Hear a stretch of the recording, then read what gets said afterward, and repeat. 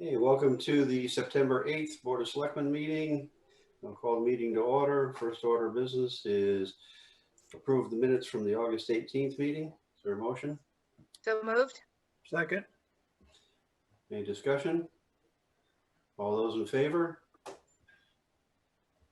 Seeing all hands raised, the motion is carried. Next order of business is consideration of a liquor license renewal for Alla Mexicana Restaurant. Is there any... Do we know if everything was approved with the fire marshal and stuff like that? It looks that way in the, I can't get mine to open up for some reason. Let's see, I'm just running through. yeah, it looks like everything was done totally. Yeah, I know it's... And we don't have Wayne tonight, right? No. Okay, wait a minute. I'm not seeing any negatives from or any missing items from the in the fire report, but then again, I'm not seeing the fire report. No, I'm seeing everything else unless it's down towards the bottom. The state, I see all the state stuff, but I don't see the fire marshal's report. So what I believe it was sent after the e-packet was finished. But So it you was said- checked. It was checked off in the e-packet, wasn't it? It seems to me I saw that. Maybe it was. Yeah. Maybe I'm remembering last month. I'm sorry. Yeah, last month there was one that came out after. Yes. What I would suggest is if we're going to approve it, we approve it conditioned on the positive fire marshal's report. I'll second the motion. wait, Why didn't they? So Marshall, did you make that motion? I did make that motion. Okay, Yes, I thank you. did. And Sam seconded it. Sam seconded it. Yes. Any discussion? yeah, can I ask why we don't have Wayne here on this? You can ask.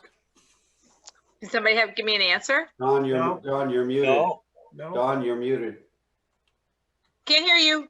There you go. We didn't send him the link. I don't know for sure. Do you know, Sue?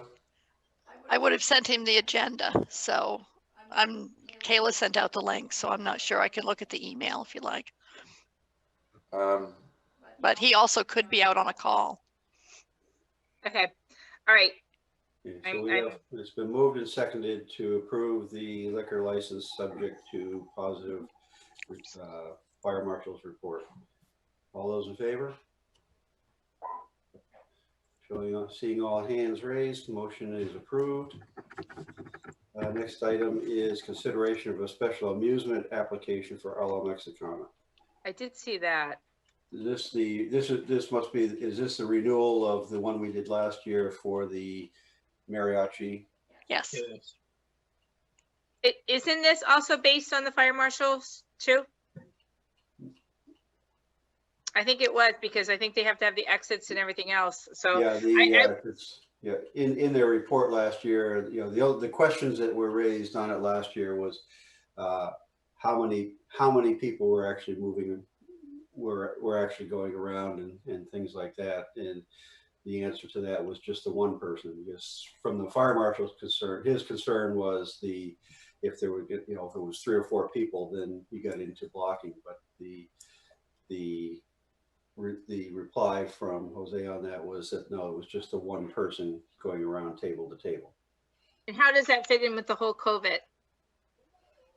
Well, you're still into the state requirements on separation and everything like that. That still has priority. All this says is, you know, if it can fit in there, then it's approved. But the fact is, you've got, you know, there's a couple issues that come into play there. One is you can't be singing because well, I mean, seriously, because that's right now is in violation of the governor's orders. You've got the whole issue on spacing, so he can't be encroaching on the spacing side and things like that. So whoever it is would have to adhere to any state requirements on COVID issues. All right, let me ask you this then. So if we say yes to this amusement, are we encouraging him, and don't get me wrong, I like all of Mexicana. But are we encouraging him by saying yes on this amusement license, by saying go ahead and do it? I mean, do we have to put restrictions on him regarding COVID at all, or does he worry about that through the state with the licensing? The state takes, no matter what we did, the state would have precedence over anything we did anyway. Okay. If, I would assume that, correct, Don? I would say that's correct. And we are periodically getting reports from various establishments, not a groundswell, but here and there complaints about the way things are administered.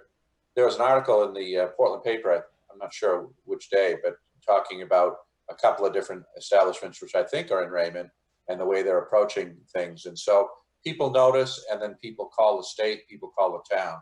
So if he does something that is, against the COVID health requirements and best practices, we'll probably hear about that. But we're not held liable or anything for that because we gave them the license to do it, correct? I would say no. Okay, then I make a motion to go ahead and give them the license, but based also on the fire marshal's report. I'll second that. Any discussion on that? Yes. Does he perform his talents inside and outside, or just inside? I would say both. He's had a singer, guitarist on horseback in the past. You may have noticed that. I've read about that. Garden, the outside seating and garden area, I would say both. Okay. So he's moving back and forth between inside and outside. It may well be. I mean, we can investigate this because of the inability to social distance within the former Dynacar itself. It may be an outdoor issue. Right. I could try to mute here and try to reach Wayne possibly. That might be something. No, Well, we're I- also going into the winter months, so they're not going to be outside all that much. That's right. But at the end of the day, what you're doing, you're granting the license now for, which covers a year. So obviously in the middle of December, he's not going to be outside, but if they can't adhere to the state requirements on separation and whatnot, he's not going to be able to run inside anyway. He's only going to do takeout. It's up to him to comply with state law. It's not a A lot really boils down to what the state, where the state requirements are going to be on separation, Right. Total number of people and things like that. That still has overall priority over anything that we do. Okay. And if he's in violation of any of that, he's putting his overall license on the line. Right.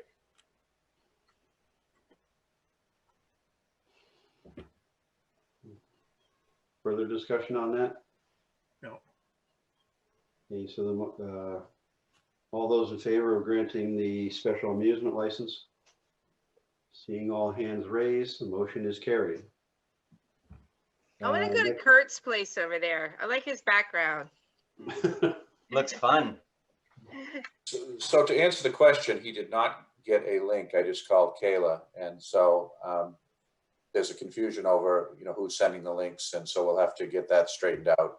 Okay. She thought the link had gone, or the list of links had come from Sue and gone to her, but we'll get it straightened out. Okay. All right, next item is consideration of budget adjustments to close fiscal year 1920. Kathy, you're on.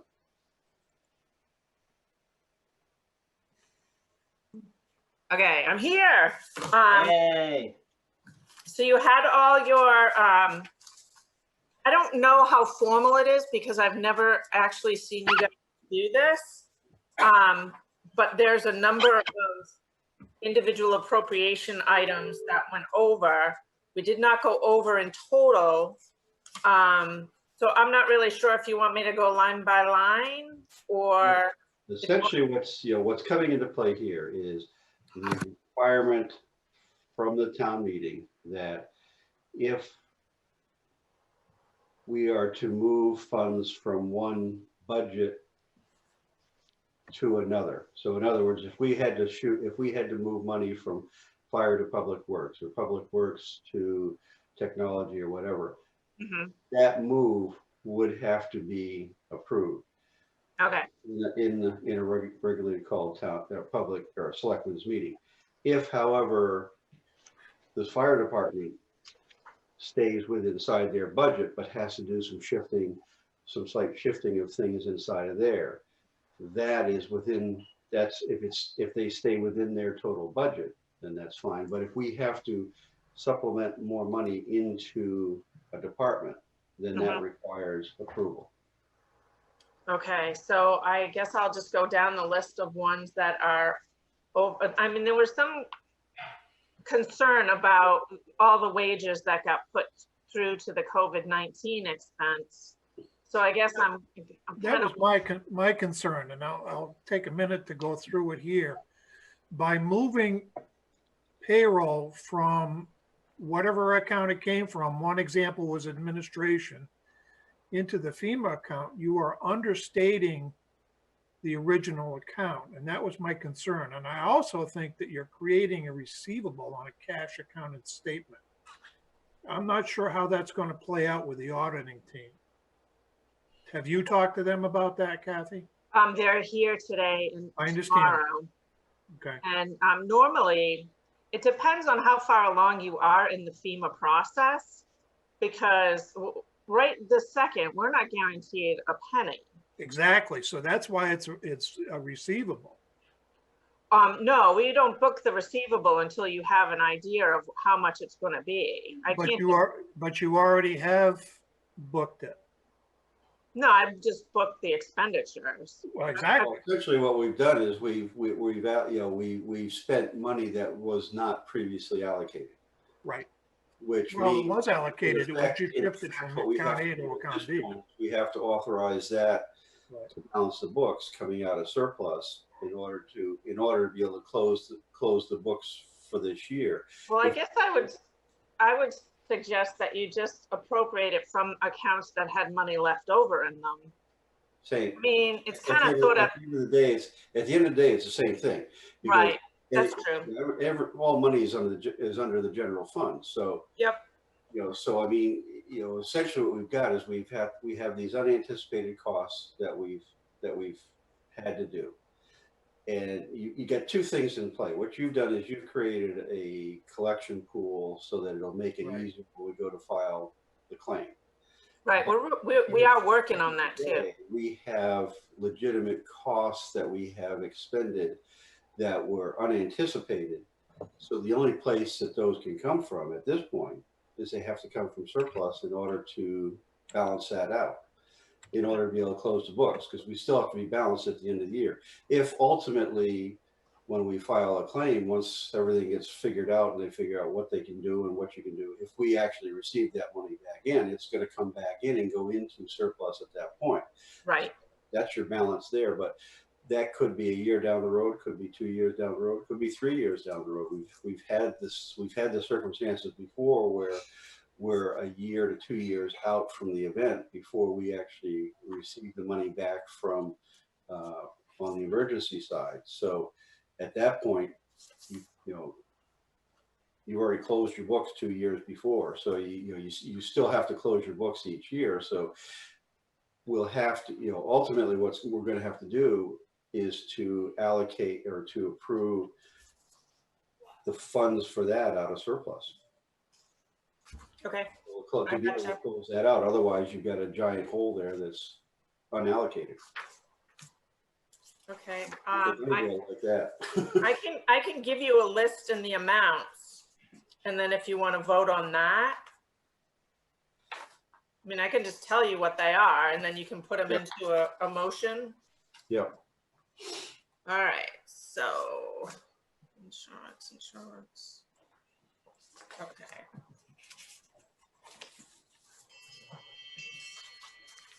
Just got a couple more to look at. 1, 2. All right. So it would be general insurance is $7,995.22. Okay, but that's not FEMA related. That's just because the bills came in higher, right? Right. Okay. Employee benefits is $3,475.16. Recreation is $25,788.18. Cemeteries was, Okay, hold on. What is that about? we didn't appropriate money to pay the Rec director. position, the rec director. Basically, it's Joe in expenses related to the new recreation department. Did we not, when we approved that position, approve it to be paid out of surplus? I think we did. That position back when we hired Joe and we approved that position. Mhm. Did we not approve paying that out of surplus? I don't recall. We wouldn't. I think you did, but I don't know as you did it for the new fiscal year. Well, we didn't do it for the new fiscal year. We're talking about Closing the books. the 1920 fiscal year. Right, but We have it budgeted in for the new year, but we didn't have it budgeted last year. We have it budgeted, it's budgeted for 2021, but it wasn't budgeted for 1920. But when we authorized the position, we authorized the expenditure out of surplus at that point. So we don't have to reauthorize that. Okay. The next one is cemeteries for $90.04. The emergency management for $59,087.19. And code, I'm sorry. 59 what? $59,087.19. Okay, this is the one where I have the difficulty because again, you are understating normal items in that category and moving it to the FEMA account. Because last time I looked at the books, your administration was under budget by 13,000. Mm-hmm. But the money is sitting in the FEMA account. I don't think that's correct. Do you want me to put the salaries back I in? don't want you to do anything. I want you to do it the way the auditors would do it. It's Well, not- I'll check with them tomorrow. I mean, because at the end of the day, essentially you have your, what we're, you're saying either one or two things is happening. Either your administration budget, we're going to try and recover some of the money under FEMA for administration things. Yeah. However, we had already allocated that, that money from, to administration. So we're still spending under that budget. Exactly. Then is placeholdering, taking some and putting, you're accounting for that kind of offline because Exactly. you're already spending it under the administration account. If we can recapture that, that's fine. It helps reflush things. But otherwise, when you look at looking from this year to next year, you're going to look in next year and say, wow, all of a sudden we spent $20,000 more on administration because really you spent what you had what we built into the budget. Mm-hmm. So in effect, you got two different things. I understand what that FEMA bucket is, because there's a lot of costs that we had which were above and beyond what we had in the budget. But if it's something that we had in the budget, we don't really have to take that out of surplus because we already had that built into the budget. That's right. And it should be recorded correctly as a budgeted item. Okay. I can move all the salaries back to where they belong. Yeah, I mean, check with the auditors first.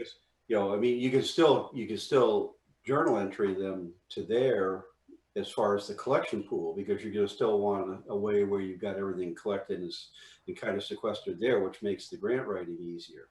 Mm-hmm. From a cost standpoint, if we'd already budgeted 40 hours a week for people in administration, and that's what they did, we really haven't overspent that budget. And what you're actually showing is that we didn't actually spend that money into it for administration. Okay. Right. All right, and I do have one final one, which was code enforcement for $81.29.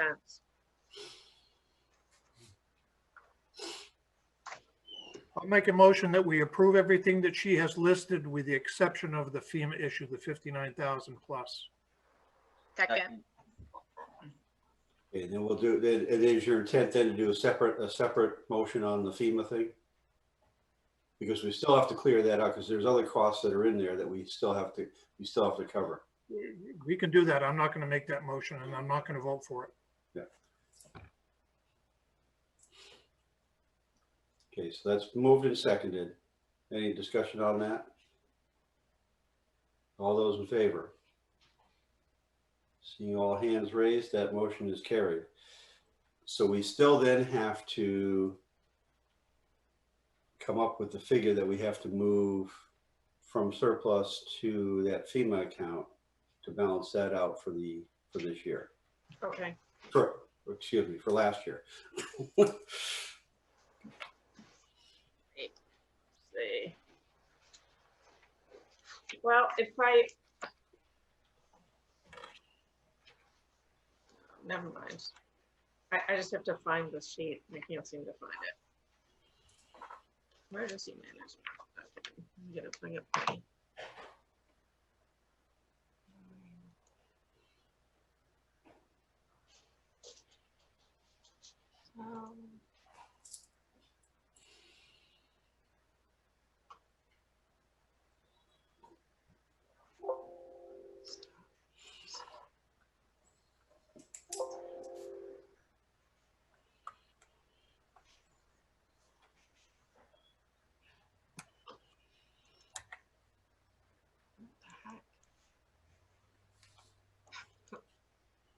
Oh dear. So, 87, 19. If we take that out of surplus and move it to what she's going to come up with, the FEMA account, for lack of a better term, then that does not address the issue. The issue that I have a problem with is that we have spent money paying, and again, I'm using administration as one example. We've paid that money already. Right, but what she's doing is she's looking at that account, taking those wages and bringing those back, taking those out of that 59,000 figure. That's I fine. can't seem to get my Excel to work. That's fine. So in effect, all we're moving is any costs that were not originally budgeted that we've expended for the FEMA stuff or for the COVID stuff. And I'm okay with that. All All right. right. I still do by hand, I guess.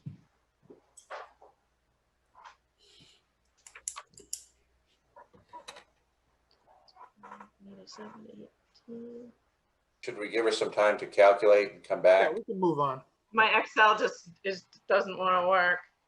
Okay. Well, Deep breath. when you get that number, Kathy, then just Yeah. come back in. And for right now, what we'll do is move on to consideration of mill rate options and property tax commitment. So Kurt, you're on. Good evening. Last week, we had emailed out to the board some sample rate choices for consideration. I'm going to see if I can get them to pop on here. Oh, no, I can't do it. Hopefully you all have that sheet. So it looks like this year with the budgetary concerns, we're looking at a tax rate increase of anywhere between 40 and 70 cents, depending on how much fund balance the board elects to use to reduce the commitment. Town meeting, I believe, has authorized the selectmen to utilize up to $300,000 towards the reduction of the tax commitment.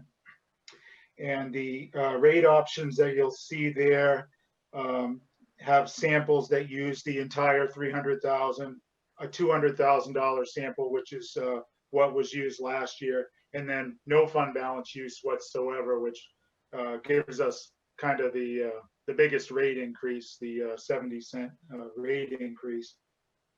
One of the things that's a little bit different from last year, you'll notice the homestead reimbursement is quite a bit higher. As you may know, the state has approved an increase in the homestead exemption for this year, which was fully funded. So it's revenue neutral for the town. We lose about $5 million in tax base, but all that $5 million is funded through state reimbursement. Despite that $5 million loss, we still increased the valuation base by around $4 million. So we were up about $9.9 million in new growth this year before the homestead reduction. One of the things I think you're going to want to be aware of, and we will put out to the public, is our assessment ratio. Every year the town must certify to the state what its assessment ratio is. That's done by a state calculation. The state visits the town every year and determines what your assessment ratio is. And then based upon that, you can certify the state's ratio or a 10% kind of grace period one way or the other. And whatever your certified ratio is, you have to, by law, adjust your homesteads, veterans exemptions, blind exemptions, personal property, annual declarations like central main power. They all have to be adjusted by the ratio declaration. So the last state study, the 2019-20 tax year, which was the year we're just coming out of, the state has the town of Raymond at 88% of market value on average. With the 10% grace period, we're able to certify 97% this year. It's the first time in probably 15 years that we haven't been at 100. The market is trending upwards and it's starting to erode our valuation system. So we'll have to take 3% off of our homesteads and veterans exemptions this year. It's not a major increase, but taxpayers, they may notice there's a little different number in those fields on their tax bill than there normally is. I think that is probably it for major changes on the tax side. So I can open it up to discussion about which rates the board might want to entertain.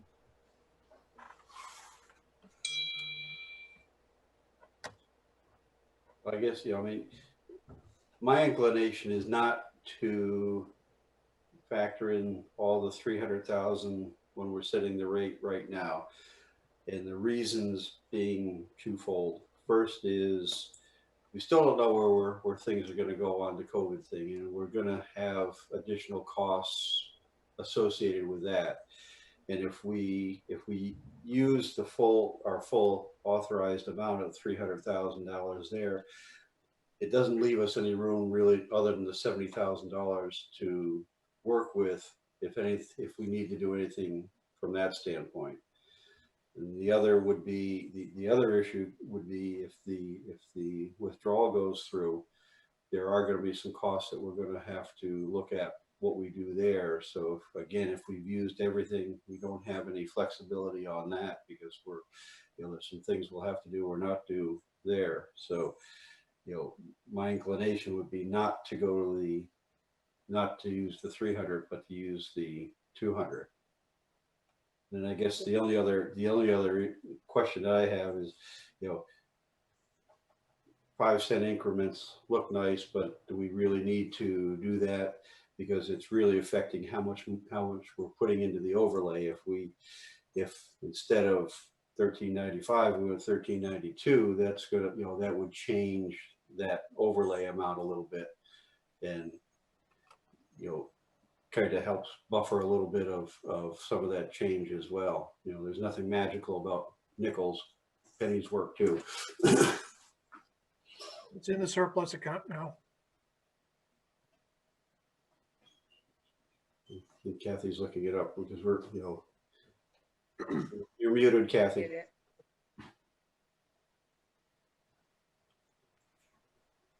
The number for the emergency management is $10,925.02. And my estimated fund balance is $2,200,837.15.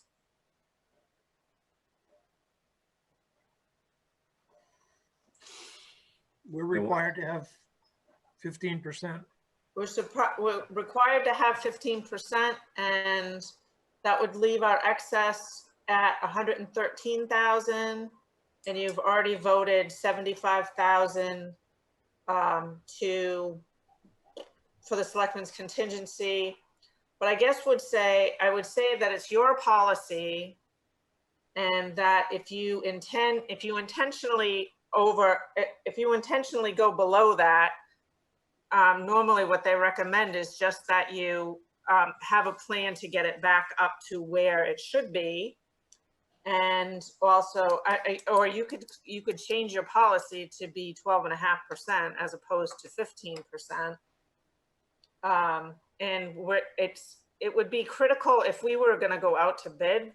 I'm not out to bid, but if we were going to go borrow money, that would play a part. But where we're not going to go out to, in the next year, we're not going to go out to bid. So I would say that you can do the 200,000 to reduce the tax commitment, but you sort of need to decide, are you going to stick with the 15%? If you're going to stick with the 15%, then how are you going to address it going forward? What I'm hearing you say is that we have 2.2 million in surplus. Yes. We take 200,000 out of that for tax, leaves us 2 million even. That would leave us 2 million, yes. Okay. Ish, yes. Well, actually, no, because you've already voted the 75 at your regular town meeting. So it would make it. To authorize us to be able to use up to 75. Right. And then there was the other vote that authorized to be, the 300, to use 300 out of that to reduce. Right. So it's really 375 that was authorized at town meeting to be able, that could be, the 300 could be used to reduce tax rate. Mm-hmm. The 5 is contingent funds. Mm-hmm. Are you looking for a motion? Yeah. Well, I would move that we removed 200,000 out of surplus. which is that middle option. As I say, the other thing, is do we, built into that number is that 43,965 in overlay. Right. Don? I just would like to make a comment about overlay. Now, Raymond has historically run, at least in the last several years, the skinniest of skinny overlays, and it's worked out because the town has had robust growth and we tend to underexpend our appropriations. But in a time of pandemic and also the RSU withdrawal, which has some uncertainty, and you want to continue to maintain an appropriation available for future tax rate mitigation, I don't think you want to skinny it up too much. I think the middle option is the right option, and that would be, I think, still, and it's all relative, but comparative to most towns that I know, I think that they would be at or above that sort of level. Towns our size. And that middle level is what Marshall is Yes. mostly on, correct? The middle level sets your tax rate at 1395. And that's what you agree with, Don? Yes. Okay, I'd like to second that, please. Other discussion? All those in favor of setting the mill rate at the 1395, raise your hand. Seeing all hands raised, the motion is carried. Okay. I think Tomorrow morning, we will implement that into the town's billing system. And I would say anytime after probably noontime, the board could filter in and sign the commitment warrants. We should have everything ready by noon tomorrow. Okay, because, well, can we commit to committee? The reason being, Kathy also has a warrant to be signed. So Yeah. it makes sense if we, if we know when that commitment warrant is there, so that we can go up and just one shot there and sign all those things.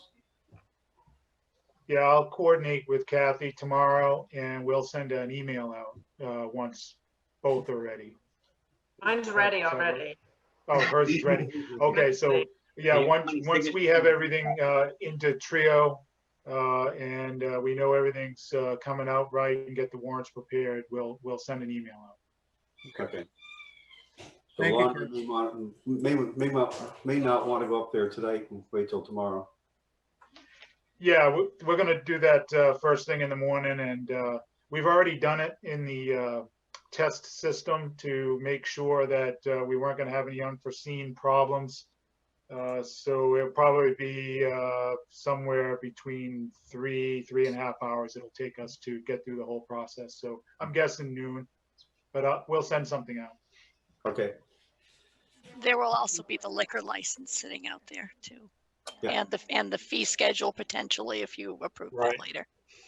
So you'll have plenty of practice writing. Okay, so Kathy, you had come back and said that the amount that needs to be authorized out of surplus for the COVID right now is 10,925. Go to. So moved. So Second. move. The second. Second. Second. Second. Oh, okay. Discussion? All those in favor? Seeing all hands raised, motion is carried. Next item is an update on the street sidewalk project. Owen and Nate. Well, Owen and I talked a little earlier, and I guess I'm the lucky one. The main, More than happy to jump in, Nathan, but yeah. Oh, throw him under the bus, Owens. The Main Street Sidewalk project started out as an LPA project, as you all know, and we went to the state of Maine and changed it to an MPI, which is a Municipal Partnership Initiative program, and we got accepted. It's been funded. We got that news on August 8th. At this point, we're finalizing design and cost, and that's where we're at right at the moment. We're looking at springtime of 21 to start the project. That'll be our paving project for next summer. Terrific. It's about 12 weeks worth of work down there if we do it. Wow. So that's Great. a plan at this time. But as we all know, all plans change. I hope not, Nathan. This will not change. No. No, this should be good. We've been a few years doing this. Been what you say, Owens? We've been 6 years on this. Teresa, You had to remind me of that. Yeah. So Well, this change, though, gives us the flexibility and associated cost savings, hopefully that'll enable us to do it. And, the problem is the cost of construction projects exponentially increase during that time period. And so, I mean, fingers crossed, let's hope that by switching to this program, where we're not compelled to utilize various federal regulations that increase cost, that I know Nathan is very good at doing things in-house and using his crew, and of course Owens is very good at finding, ways to do things as cost effectively as possible. Let's hope those two things together, combined with the state funding, makes this a go, and we get bids that work. Sounds like a challenge. Terrific. Great. going with the MPI project takes the federal government rate completely out of it. We're only dealing with the state. They'll match up to 50%. That project is marked at 850,000. So they'll match up to 425,000 of that, receipt for receipt. And those numbers are put together with a contractor doing it, not our crew. So there is quite a fair amount of room in there. Aren't you still going to utilize the crew where you can, or have you changed that? The only thing we're going to subcontract out on this thing is the actual paving, which is what we do that every time. And the installation of the curbing, which will be done, it's slip form curbing, is what we're going to put down. So that would be subcontracted, but everything else, the construction work, the Right. drainage work, and all of that's going to be done with the town crew. That's great. Teresa's muted. Nice, I like it. That's makes things a lot better, doesn't it? Sorry. She's lost her microphone again. She, I don't know sign language. So that's, do we but- have, are we at the point where we can put something up on the website as far as what the path is and things like that, or? I would like to get a little bit more on the, Owens said that we're about 75% through the design work, and I'd like to get that done before we put it up on the Facebook, on the internet. So when the questions come in, I don't have to go back. I can say this is what we got, this is where we're going.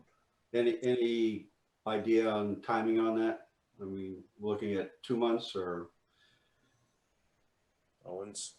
Well, I think we're looking, for the design. Yeah. We should have the design up by end of November, early December. Ethan's gonna plan around his structures and the catch basins and the piping, and we'll get it all ordered for a spring construction start. So it should be late fall, early winter. Give folks plenty of time to see what we're proposing. The alignment is the same as we went through in the public meetings and at the town meeting a couple of years ago. So it should be pretty familiar to everybody. Mm-hmm. Just have a lot of detail on it for Nathan to follow to build it by.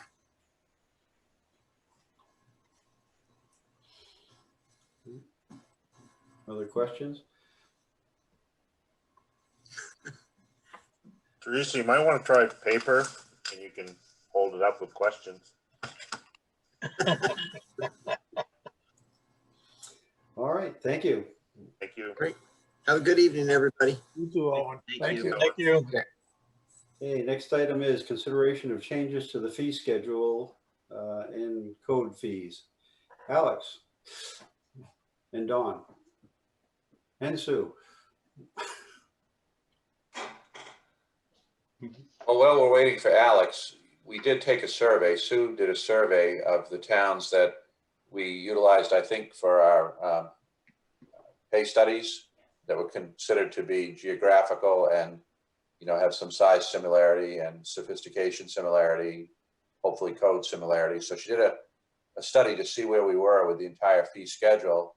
And I think from there, you probably had some discussions. I'll let you take it from there, but some discussions with Alex about this to see what his insights were. And then now we have a proposal before the Board of Selectmen there's Alex, to consider, what changes, if any, you want to make based on your findings.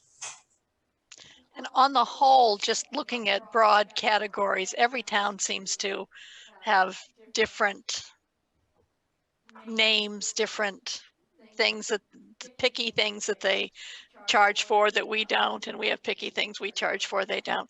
But looking across the whole, we really didn't see any glaring changes, but it was more a few that Alex identified that really should change, and that's what's highlighted in your e-packet. And that'll let Alex speak to, or do you want me to tell you? I'm not sure if you have it with you, Alex. So I don't. I can pretty much remember most of it off the top of my head. If I want, we can go through each one, but I think you summarized it perfectly. It was just a few minor changes to kind of get us in line with the neighboring communities, and that one small double permit fee language that concerned me a little bit. But other than that, I think it's it's a fairly minor increase on some of those, and we're pretty much in line with all the towns in our area and south. It really looks as though the other things that we're looking at on the building permits, there's some changes there. The chimneys, that's been taken, the moving has been taken out. And down in penalties. On the penalties, 2 are removed, and it's just on the failure to obtain a permit doubles the standard fee. I don't see anything else that's highlighted. No, that was it. That's a summary, okay. Questions?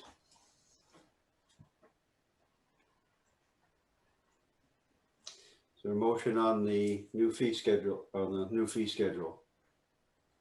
Motion to approve the new fee schedule. I'll second. Any further discussion? Not all in favor, please raise your hands. Seeing all hands raised, the motion is carried. Thanks, Alex. Thanks, guys. Have a good night. Good night. Thank you. Thank you. The next item on the agenda is RSU 14 Withdrawal Committee update. So we're at this point now where the separation agreement has been agreed to by both sides. It was submitted to the Department of Education. It was conditionally approved. The RSU held a public hearing last week on that. Coming out of that meeting, there was nothing that recommended any changes to the withdrawal agreement. So that's been submitted for final approval to the DOE. We have a series of presentations that the withdrawal committee is scheduled so that we can get information into the town people's hands. So those meetings are going to be on September 10th. There'll be a meeting at 7 o'clock, which is a Zoom meeting. September 14th, there's a meeting at 6 o'clock, which is also a Zoom meeting. On September 17th, there's going to be a meeting. It's going to be held at the East Raymond Fire Station, not the public service, not the public safety building, but the East Raymond, because we could get more people in there. And that will be a live meeting. There'll be a meeting on the 22nd at 7 o'clock at Jordan Small Middle School. So that will be a live meeting as well. And on September 28th, there will be a Zoom meeting at 6 o'clock. And the committee set up the various dates and times, recognizing that one set time was not good for everybody. So we wanted to try and vary the start times, the venues and things like that, so we could get as many people there to be able to get the information. And then if we find that after going through those, if there's want for more meetings, then we will schedule additional meetings to try and do that. And yes, Teresa wants me to give the web address, and now I can't remember what it is. Sue, what we're giving you now is if people have questions that they want to send in that will be read and addressed at those meetings, they can email that question to Sue. Yes, they can. They definitely can. I'm drawing a complete blank. I think it's RSU not withdrawal at raymondmaine.org. I think it is, yes. But the website is www.raymondmaine.org, and that email address is on the website. I believe it's also posted on our Facebook site. And we will have links for prior to each of those meetings that people can come in on Zoom. The two live meetings there will not be Zoom ability for those two meetings, but they will be broadcast, and then things that are broadcast will be broadcast and rebroadcast, so people can see those. But the live meetings will not have Zoom call-ins or anything like that. It'll just be the people that are there. The others, there'll be the Zoom access there, so they can come in, ask their questions, and the meetings will go till as long as they need to in order to get the people out. There's also information that will go out in the Roadrunner section of the Wyndham Eagle. Teresa's working with Kayla on that to get that stuff squared around. So we're working on any number of different ways to be able to get information out there, including Facebook pages, including the information being on the websites. So the information is going to be there for people to see, and they just have to pick one of their best ways to access it. Ralph, do you want that website address, that email address for the questions? Yeah, was it rsu.withdrawal@raymond. Yes, that is correct. Okay. rsu.withdrawal@raymondmaine.org. Okay. Next item is, was there any public comment calls that came in, Sue? There are not. Okay. Selectman comment. Pretty quiet. Okay. Someone needs to buy Teresa a new microphone. All right. Town manager report and communications. First thing's a clarification, a revised clarification for this meeting. Kayla called me after I had called her about the Wayne Jones issue, and she thought she and Sue might have made some sort of coordination error, but it was not to be. He did get the link, so I'll follow up tomorrow and find out why he didn't show up. It could well be a call, like Sue said, but anyhow, we'll strive for perfection in the future, and hopefully we'll get closer. I'd like to recognize Nathan, actually, for the job he's been doing, and hopefully it'll bode well for that sidewalk job coming up. The job he's done here at the town office, piecemeal. He has, without disrupting too much our operations, we've carpeted the entire back area, and it looks really great. A number of cosmetic paint and some wainscoting, and of course there's the front office renovations for the service window should we need that later on in the pandemic or some future event. So I'd like to recognize him for all that work and getting that done very efficiently, despite everything going on here too. So thank you, Nathan. Thanks, Nate. Thank you, Nate. Yeah. Thank you. As far as report, I guess basically tonight communications, I want to talk about the meeting dates as we always do, October 13th and November 10th, and then a reminder of our upcoming holiday schedule, and that would be Monday, October 12th, Columbus Day. So if those are all good with you, all set on that? So our auditors are here, and they're doing the financial audit, and of course Kathy will consult with them on those questions that you had, and so I would like to also say that it's my belief, and if our record keeping is to be believed, and I believe it is, we've come through the pandemic this far very well financially, and so the auditors will confirm those numbers, and so I'd like to also thank the other employees once again for everything they do, and the citizens, as we did in the Roadrunner, for their cooperation. And so I would say that despite the difficulties of the pandemic, we're in relatively, if not good shape. And so thank you to all citizens, employees, elected officials, appointed officials, everybody working together. And we'll see what our audit brings in terms of, the fine details, I guess. Good job, Nate. Good job, Don. Good job, Nate. Thank you. Good job, Lonnie. Absolutely.